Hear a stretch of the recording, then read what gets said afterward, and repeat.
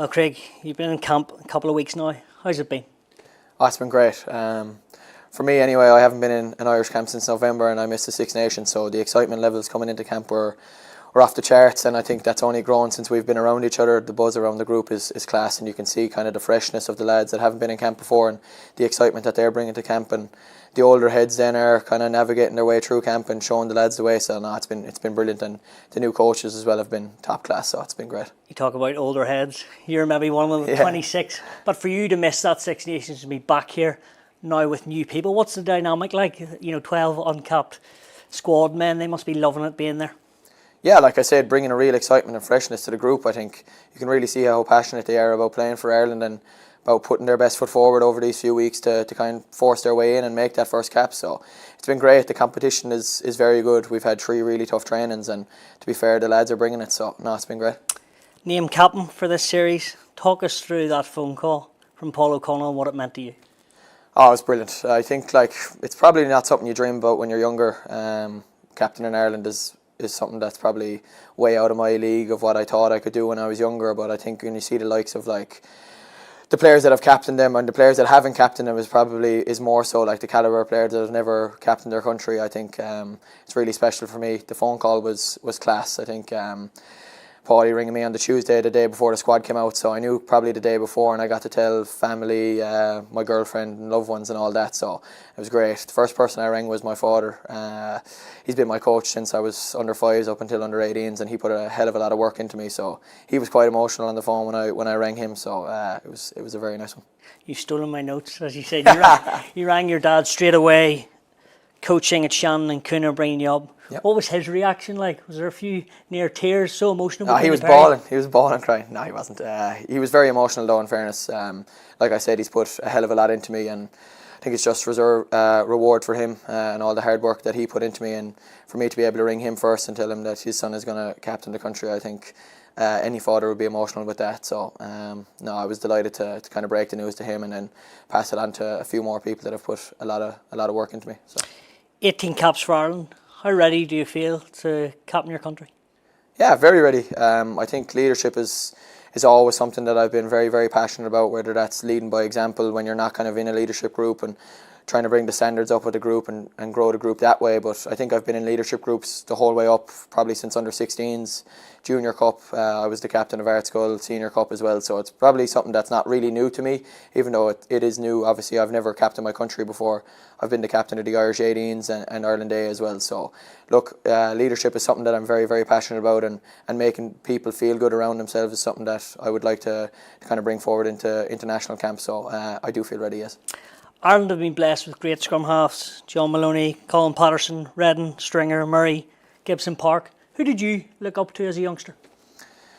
All of them. Obviously, the first few you named, I probably didn't get to see them play, unfortunately. But I watched rugby constantly. I'm a rugby nerd, a self-proclaimed rugby nose. So I watched loads of scrum halves and loads of rugby. I think growing up, I obviously had Munster to watch and I had Stringer to watch on a weekly basis, and then as I grew older, I had Conor Murray to kind of look at every weekend, and then obviously as you get into camp, you have Gibson Park, you have Murray to kind of bounce ideas off, and you're constantly watching the best nines in the world. So on a weekly basis, I'd watch DuPont, I'd watch Aaron Smith, I'd watch Jamo, I'd watch myself, my best practice, and see that there's things that I do on a weekly basis in my game that those world class players are doing as well. So that's how I kind of grow the confidence in my game, that I'm not too far off that, but I kind of have to get consistent with it and really bring it every week.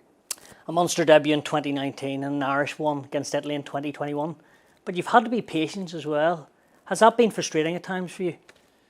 Frustrating is probably the wrong word, but like you said, I'm probably not a patient guy. It's not really in my personality to be patient. I kind of want it here and now. And but like I said, when you're kind of up against the calibre of player that I was up against with Whitmer and Jamo, it is tough to break into the group. And maybe it didn't happen as fast as I wanted it to, but I think that's probably been good in the long term for me. I've had to really grow aspects of my game that I never really thought of. Like growing up, you don't think of like the scanning and the calmness piece, and that's probably not something that I'm used to as well when you're talking about patience, is the calmness side of it. And I've worked really, really hard on that over the last few years, and something has probably clicked with me since that South Africa game, going down and kind of getting the reins and being the scrum half to lead the kind of first test against South Africa has brought me on leaps and bounds. I think the responsibility of the 2 weeks into that camp was brilliant for me, and I think from that I've really kind of taken off, and I think you can see that in my game over the last year and a half.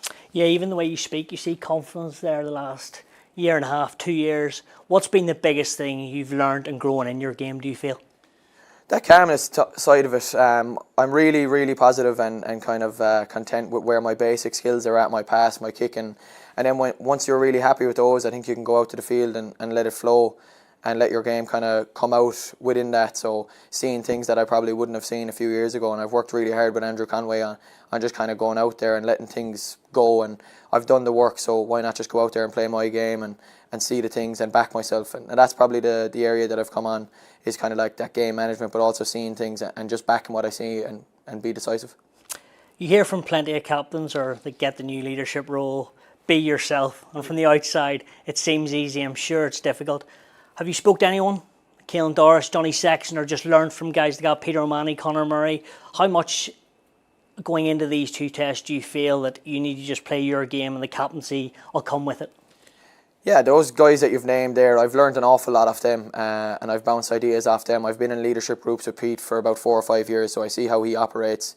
I've chatted to Caelan, he's been very accommodating with his time. I've chatted to Caroline Curd, who's in with us, and then Paulie, the coach, has just given me confidence. I think for me, it's probably leading for example. I know you're saying about being myself and kind of putting my performance onto the field, because I think that's what probably matters most for me, is kind of leading by example, giving the lads that kind of confidence that I'm being the best player that I can be, and then kind of leading in that front. And then, like you said, being myself. I think if I start changing now, it's probably not gonna help me. It's not gonna help the lads. So I'm confident in where I am as a leader anyway. So it's about being myself and putting my best foot forward onto the field. I know guys are away on the Lions tour. Andy Farrell's the coach. Everything is geared that side of the hemisphere. But right now, it's Portugal and Georgia, and it's an opportunity, yes, for youngsters, but guys like yourself to say, hold on, I'm still here, and maybe come the autumn internationals or next 6 nations, I want to start for Ireland. Oh, massively so. I think you don't disregard any chance you get to put on an Irish jersey, and I wouldn't put it as second best at all. I think there's real opportunity for us over the next few weeks, but it's also a real privilege to put on an Irish jersey. Like I said, I missed out on the Six Nations. I missed out on 5 more opportunities to get test caps and 5 more opportunities to represent the group and represent Ireland, and that's something that I'm massively passionate about. So to be back in an Irish jersey is huge for me, and huge for massively huge for lads in that change room next door, and they want to put their best foot forward. But it's also a proud moment to put on an Irish jersey at any stage. So it's a huge opportunity, but it's also a huge privilege for us over the next few weeks to inspire the nation. Tbilisi, Georgia, first up, a team that want to get into the Six Nations. They've dominated in that Rugby Europe Championship. Lopes-Dadzie, the scrum halves. I'm not sure if you watch much footage of them. I'm sure you have. Yep. But what are you expecting there? Look, I think we know what kind of Georgia will bring. I think they've been on the rise the last few years, and they've got real confidence in their game. And as they should, I think Tbilisi will be a hard place to go, and I think they'll love nothing more than Ireland coming over and wanting to take a scalp off us.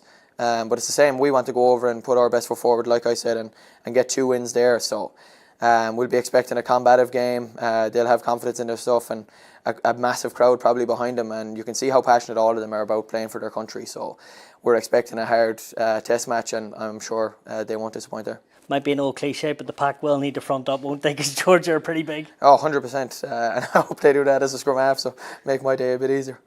Portugal as well. Simon Mannix is there. Susha Getz, Thomas Appleton. Probably a different type of game. Yes, all eyes on Georgia at the moment, but Portugal and Lisbon will be a different facet as well to take on. 100%, and I think we've kind of seen what they're about in the World Cup, and we kind of played them in a training game in the pre-season of the World Cup, and to be fair, they ripped us apart at times. So I will be under no illusions as to how good they can be, and a dry ball in Portugal, they'll want to put on a bit of a show for their fans as well. So it'll be a tough game there, and I'm sure they'll be bouncing off the walls, but as will be. What's the message from the coaches? Is it performance and results will take care, as they say, or for you is it 2 big wins? I think we haven't really dived deep into that yet. I think we're trying to put our structures in place, and like I said, it's all about bringing your best to the team. settling in the new lads, building connections, building our confidence, and next week will probably take care of itself as a test week. We'll kind of dive deep into that. We'll dive deep into what we're about on the Saturday, but ultimately we're here to win 2 test matches, and that's the expectation every time we put on an Irish jersey, so we're here to win. And the final couple, how much are you enjoying your rugby at the moment? Is this the calmest, you talked about learning earlier, but also the most confident you feel wearing a Munster or an Irish jersey? Yeah, 100%. I've always kind of been confident in myself, but I think over the last year or so, it's just going out into the field and feeling almost like no worries, going out there, just letting it be. I've done the work during the week and go out, enjoy it, and put my best foot forward. And I'm absolutely loving it. Yeah. You don't seem to get nerves, do you? The odd time. I suppose I would have been a lot more nervous underage and stuff like that. I'm sure there'll be a few nerves going out there as captain for the first time in my country, but probably excitement as well. I'm not really too hung up on nerves. Do you think there's any concern that 12 uncapped guys and the cohesiveness mightn't work for you? I think you can say that, but like we're all familiar with each other. I think there's been A games in the past that a lot of these lads have played with each other. There's a lot of familiarity from the underage setup. And like the structures in Irish rugby are fairly similar, so it's all about building the connections, and thankfully we've had a week and a half kind of lead in before a test match, so the connections will be built. We'll be confident come next Saturday that. And very finally, as you mentioned it, running out into Tbilisi, captaining your country for the first time, what can you say will be going through your head? Firstly, I hope the mascot isn't taller than me like the A game, but no, I'll be massively proud. It's going to be a huge occasion, obviously for my family and all the people that have put a lot of time into me. It'll be a huge honour to lead out my country for the first time, and I'll be hoping to put my best foot forward and love it.